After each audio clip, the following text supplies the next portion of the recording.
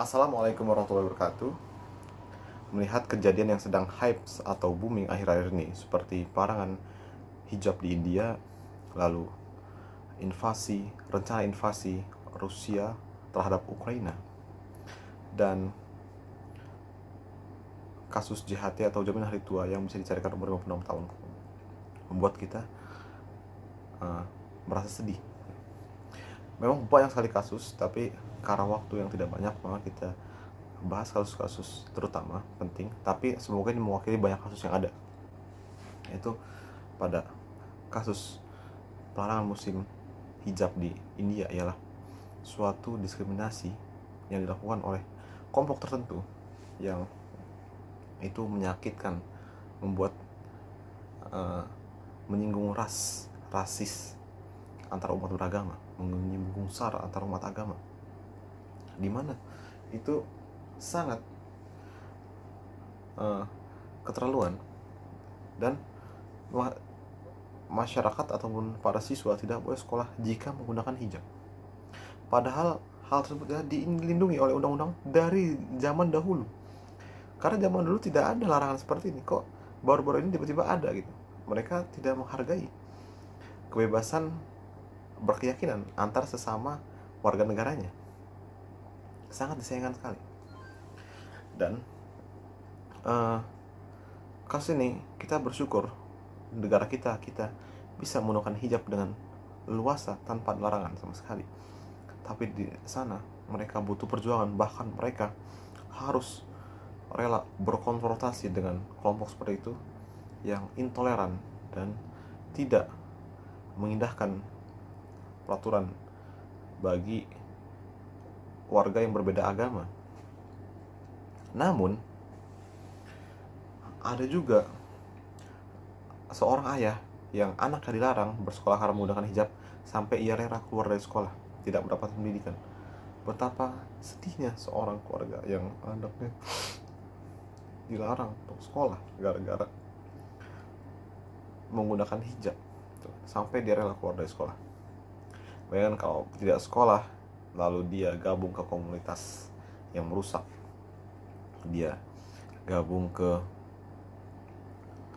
anak-anak yang pecandu rokok, narkoba, judi dan sebagainya. Bagaimana nasib dia ke depan? Kesian sekali. Karena kita bantulah menyuarakan mereka.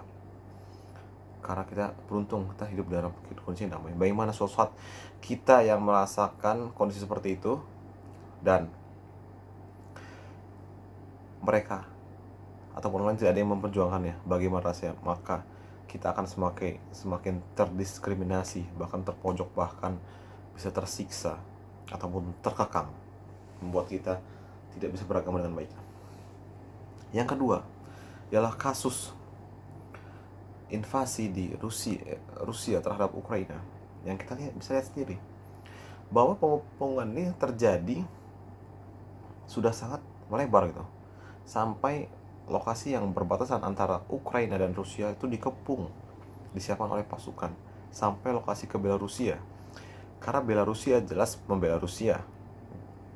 Namun hal ini perlu diingat, ialah kalau suatu saat bisa terjadi konflik ataupun ada invasi atau penyerangan, bahkan dapat menimbulkan keguncangan ya, atau konflik antar negara lain yang saling bersekutu, sehingga bisa menyebabkan hal-hal yang tidak diinginkan, bahkan yang dapat perang dunia.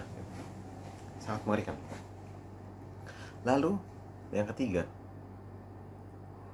semoga kita berdoa tidak terjadi apa-apa terhadap Rusia dan sekutunya,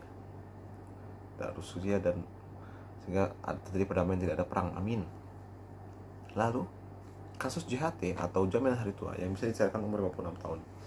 Kasus ini ialah kasus yang baru ditetapkan bulan Februari 2022, yang ditetapkan oleh Menteri Ida Fauzia. Namun sangat disayangkan bahwa peraturan ini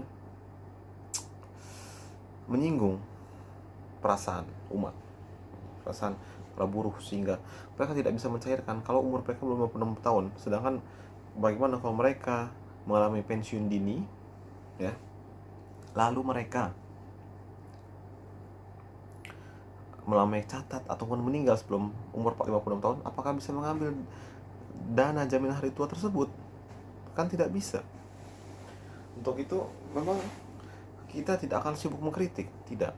Kita tetap akan fokus pada urusan kita masing-masing, tapi kita akan menasihati yang baik. Semoga dengan nasihat ini para pemegang kebijakan berubah sehingga memiliki kemaslahatan yang lebih besar untuk banyak orang, ya. Dan kita yakin kita suarakan untuk kebaikan bersama, tidak ingin menjatuhkan yang manapun, tapi untuk kebaikan buruh juga kebaikan para instansi pemerintah. Semoga lebih baik dan ambil setiap kesalahan untuk pelajaran lebih baik ke depan. Sekian dari saya. Memang masih banyak berita lagi yang belum saya bahas, termasuk kasus asusila dan sebagainya, dan bagaimana solusi yang bisa kita lakukan untuk menyelesaikan masalah-masalah ini. Dan insya Allah ke depan kita akan bahas banyak hal dan akan menyelesaikan banyak masalah. Semoga bermanfaat. Saya Eri. Wassalamualaikum warahmatullahi wabarakatuh.